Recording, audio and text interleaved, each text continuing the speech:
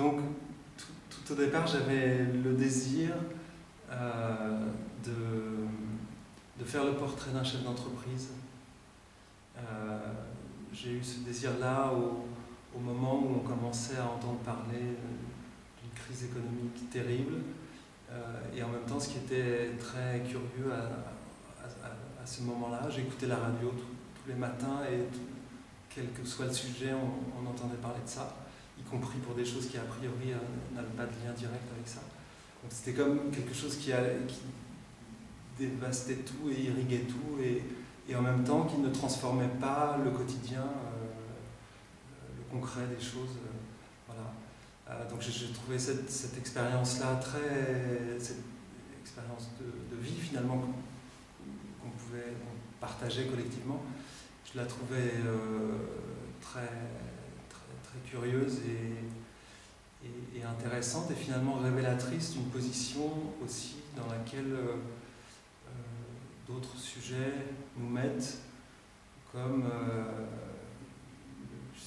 l'absence de pétrole dans très peu de temps, les dérèglements climatiques, donc autant de sujets qui ont l'air de nous toucher vraiment de très très près et en même temps face auxquels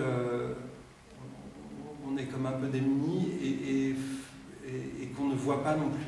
Enfin, c'est-à-dire qu'on ne peut pas sentir dans le quotidien et qui en même temps sont données comme des choses qui vont tout changer. Donc il y avait toutes ces choses-là dont j'avais envie de parler, mais je ne voulais pas en parler de manière directe et frontale. Je voulais en parler à travers une histoire qui serait l'histoire d'un chef d'entreprise. Et donc ce chef d'entreprise, je ne voulais pas non plus en faire un portrait univoque. Et je voulais, à la fois je voulais que ce soit un chef d'entreprise et en même temps je ne voulais pas en faire un portrait en tant que cette figure-là était un chef d'entreprise, mais je voulais m'intéresser plus à la trajectoire d'un homme. Voilà, donc ça c'était vraiment les choses qui étaient au départ. Il y avait aussi une autre chose, au moment où j'ai commencé à travailler à ça ou à écrire des choses à ce propos-là, j'ai lu Oedipe sur la route, qui est un livre de Henri Boschot, qui est un ouvrage qui m'a vraiment intéressé, bouleversé. Et donc la figure de Oedipe s'est mêlée à ça à cause de tout ce que je viens de dire, c'est-à-dire j'ai trouvé qu'il y avait quelque chose de très proche entre la figure d'Oedipe et puis les trois choses là que j'ai dit juste avant. Dans cette idée d'une chose vers laquelle on va et vers laquelle on va dans l'aveuglement, d'une certaine manière. Et donc à partir de ces choses-là, une histoire a commencé à se tisser, d'autres personnages sont nés qui sont presque plus comme des figures que réellement comme des personnages. Et puis les choses se sont construites comme ça et j'avais en même temps que ces thèmes-là, en même temps que ces personnages-là, j'avais déjà aussi en tête un dispositif particulier, qui est celui sur lequel j'ai finalement commencé à travailler et sur lequel je continue à travailler, qui a évolué, qui s'est peaufiné, mais qui en même temps est celui que j'avais en tête au départ. En fait, il s'agissait dès le départ pour moi de travailler dans plusieurs espaces et dans plusieurs niveaux de temporalité.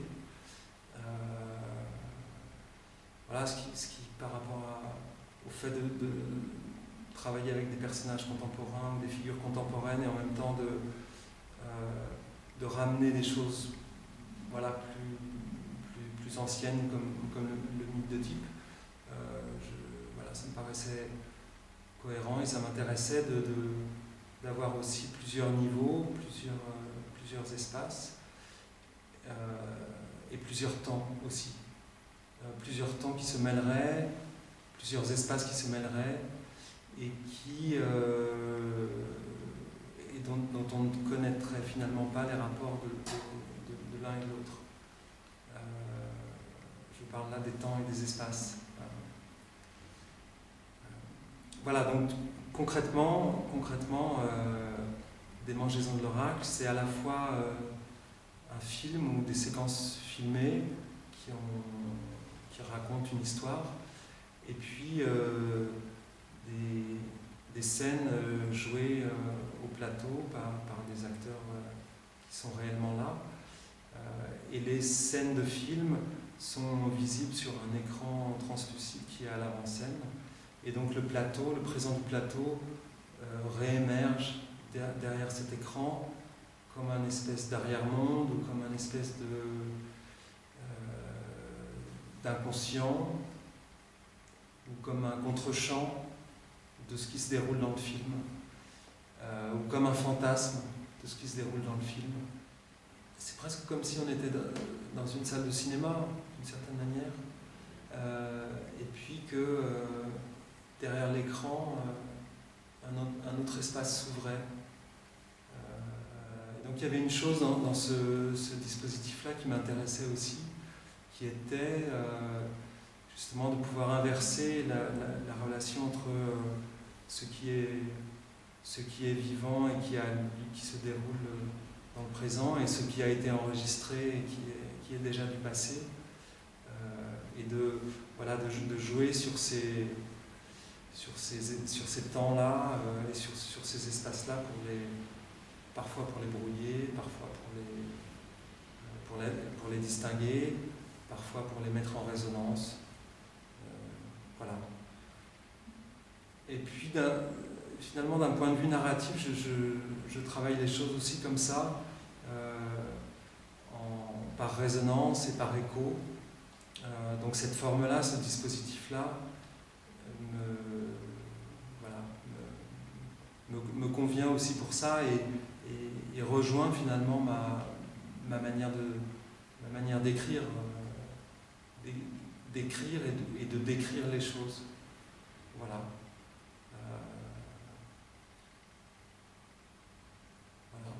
J'ai l'impression que le monde est comme ça.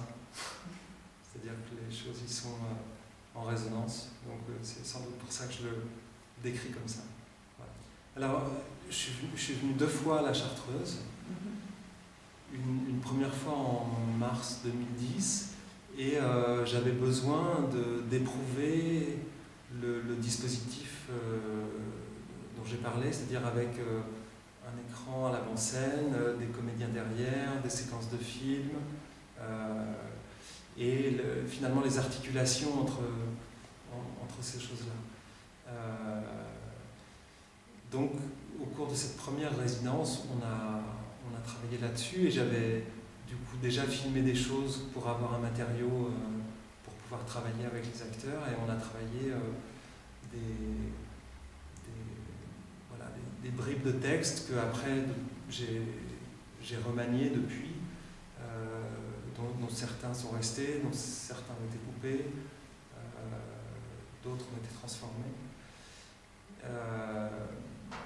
Voilà, du coup, la Chartreuse comme cadre de travail,